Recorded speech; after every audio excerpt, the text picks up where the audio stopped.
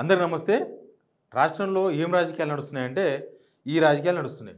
పైన కొట్లాట, కింద కొట్లాట, మధ్యలో వీళ్ళు మాత్రం బ్రహ్మాండంగా ఉన్నారు. ఎన్ని విషయాలను తీసుకోండి, మీరు లెక్కలు తీసుకోండి మొత్తం. పైన మోడీ మాట్లాడుతున్నాడు. ఈ కాంగ్రెస్ వస్తే మొత్తం అవినీతిమయమైపోతుంది, దేశం మొత్తం నాశనం అయిపోతుంది, ఇంకా కాంగ్రెస్ వచ్చిందంటే మనం పాకిస్తాన్తో కలుస్తాం, ఇంకా రకరకాలుగా దినమన మాట్లాడుతున్నారు కదా. మోడీ వరుస కంటిన్యూగా మాట్లాడుతున్నాడు. ఆల్రెడీ 4 రాష్ట్ర ఎలక్షన్స్ ఉన్నాయి. ఇప్పుడు హర్యానా ఎలక్షను, లేకపోతే మహారాష్ట్ర, ఢిల్లీ ఇవన్నీ ఎలక్షన్స్ ఉన్నాయి. ఆడ ఎవరితో కొట్లాడుతుంది? బీజేపీ కాంగ్రెస్తో కొట్లాడుతుంది. కాంగ్రెస్ కూటమితో కొట్లాడుతుంది. వాళ్ళు ఆల్రెడీ అదే నడుస్తున్నది. కింద ఏం పంచాది? కింద పంచాది ఏంటంటే, మొన్న ఎవరో మహారాష్ట్రలో ఎవరో రాహుల్ గాంధీ నాలుగే వస్తా అని చెప్పిందంట. ఈ కార్యకర్తలందరినీ చెప్తే ఏఐసీసీ పిలిపించిందని వీళ్ళందరూ ఉరికిపోయి బీజేపీ ఆఫీస్ ముట్టడించారు. బీజేపీ ఆఫీస్ మీద ఉరికిర్రు. ఆ మహిళా కాంగ్రెస్ ప్రెసిడెంట్ వాళ్ళు వీళ్ళు పొద్దుగా లేస్తే అధికారంలో ఉండి కూడా ఉరుకులాడుతున్నారు పాపం. పోయి బీజేపీ ఆఫీస్ మీదే పడ్డారు. ఆడ ఏఐసీసీ కూడా కొట్లాడుతుంది బీజేపీతోన. రాహుల్ గాంధీ అమెరికా టూర్ మీద ఎన్ని విమర్శలు చేస్తున్నారు బీజేపీ వాళ్ళు. ఆడబోయి కూడా దేశం పరువు మంట కలుపుతావా, ఆడబోయి కూడా అడగోలుగా మాట్లాడతావా, రాహుల్ గాంధీ పప్పు, ఏడబోయి ఏం మాట్లాడదో తెలియదు అని చెప్పి బీజేపీ వాళ్ళు అక్కడి నుంచి కూడా అటాక్ చేస్తున్నారు. రాహుల్ గాంధీ మిగతా కాంగ్రెస్ వాళ్ళు కూడా మాట్లాడుతున్నారు.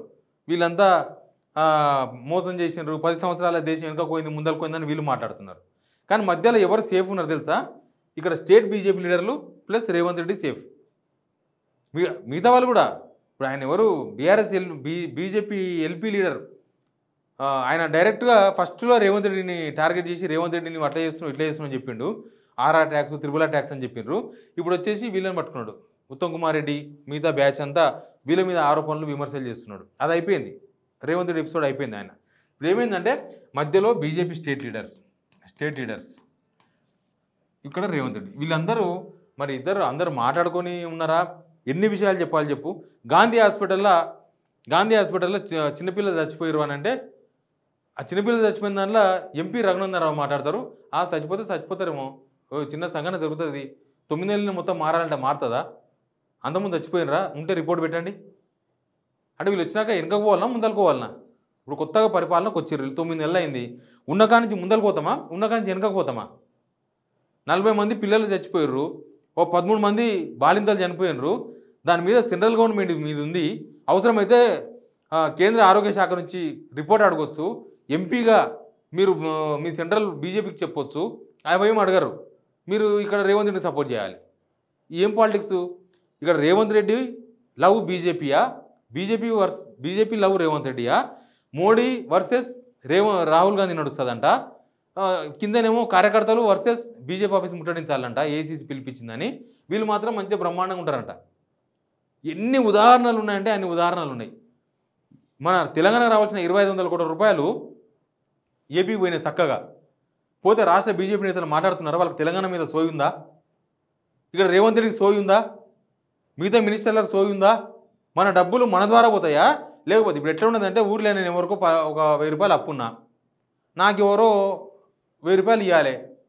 ఆయన నా దగ్గరకు వచ్చి నాకు ఇస్తే, నేను తీసుకుపోయి ఆయనకి ఇస్తే అది విలువనా? లేకపోతే ఆయన నాకు 1000 రూపాయలు బాకీ ఉన్నాడు కాబట్టి ఆయన ఇస్తాడు, నువ్వు ఇవ్వాలి కదా, నీకు ఇచ్చే, వాళ్ళిద్దరు మాట్లాడుకుని తీసుకుపోతే అది నిజాతీయా? ఇప్పుడు చెప్పండి. మధ్యలో ఉన్నోళ్ళు బేకారు కానిలా అట్లే ఉన్నది కదా. ఇప్పుడు ఆయన ఇచ్చిన ఆయన బాగానే ఉన్నాడు, తీసుకున్న ఆయన బాగానే ఉన్నాడు, మధ్యలో ఈయనేం కావాలి? తెలంగాణకు రావాల్సిన 2500 కోట్ల రూపాయలు పోతే ఒక్కరు మాట్లాడరు, వాళ్ళు మాట్లాడరు, వీళ్ళు మాట్లాడరు. అంటే అవసరం లేదని అనుకున్నారా? లేకపోతే ఇది మొండిబాకాయ అని ఏపీ అనుకున్నదా? మొండిబాకాయ వీళ్ళు ఇయ్యరు కాబట్టి వాళ్ళు కేంద్రం నుంచి డైరెక్ట్ వాళ్ళకి పోయినాయి డబ్బులు. మనకు రావాల్సిన డబ్బులు అడిగినరా? ఏపీ నుంచి కూడా మనకు రావాలి డబ్బులు, అవి వచ్చినాయా? అవి అడిగినరా వీళ్ళు ఎవరన్నా? అరే నాయన, ఇప్పటి వరకు వరదలు వచ్చి మొత్తం ఖమ్మంలో కొట్టుకపోతే సెంట్రల్ బిల్లు ఫస్ట్ 5000 కోట్లను, తర్వాత 10,000 కోట్లని లెక్కలు చెప్పిండ్రు. ఆ సెంట్రల్ మినిస్టర్ వస్తే మంచిగా ఛాయ్ బిస్కెట్ పెట్టి ఇన్ని బిస్కెట్లు పెట్టి పంపించారు.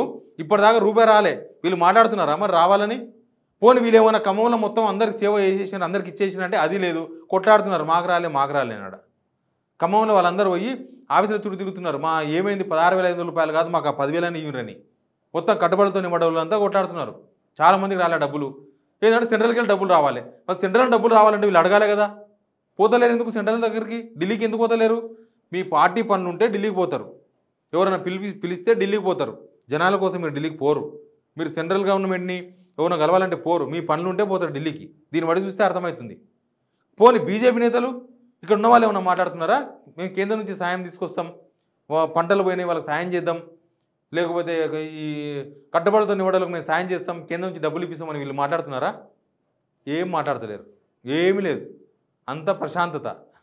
వాళ్ళు ప్రశాంతంగా ఉన్నారు, వీళ్ళు ప్రశాంతంగా ఉన్నారు. పాపం ఆడ మోడీ కొట్లాడుతున్నారు, రాహుల్ గాంధీ కొట్లాడుతున్నారు, లేకపోతే ఇక్కడ కింద కార్యకర్తలను ఊసిగొలుపుతున్నారు. ఊరుకు అంటే పోయి బీజేపీ ఆఫీస్ మీద పడాలి. అదేం డ్రామానో అర్థం కాదు. ఆ బీజేపీ మీద పడాలి, చేయాలి. కేంద్రానికి బీజేపీ గ్రాంట్లు వస్తున్నాయి, రాష్ట్రానికి వస్తలేవు. గ్రాంట్లు రాకపోయినా సరే సపోర్ట్ చేస్తలేరు. రేవంత్ రెడ్డి గారు సపోర్ట్ చేస్తలేరు, ఎవరు సపోర్ట్ చేస్తలేరు. మనకు రోజు రోజుకు మనకు తగ్గిపోతున్నాయి. ఇప్పుడు 2023-24 ఆర్థిక సంవత్సరంలో ఒక్కో రాష్ట్రం నుంచి ₹1 చొప్పున రాబడి వస్తే తిరిగి ఏ రాష్ట్రానికి కేంద్రం ఎంత ఇస్తున్నది అనేది ఒక పెద్ద లెక్క ఉన్నది. మిగతా రాష్ట్రాలకు బీహార్కు ₹7 ఇస్తున్నారు, తెలంగాణకు 47 పైసలు ఇస్తున్నారు. మన పక్కన ఆంధ్రప్రదేశ్కు 52, ఇది పైసలు కాదు రూపాయలు, ₹100.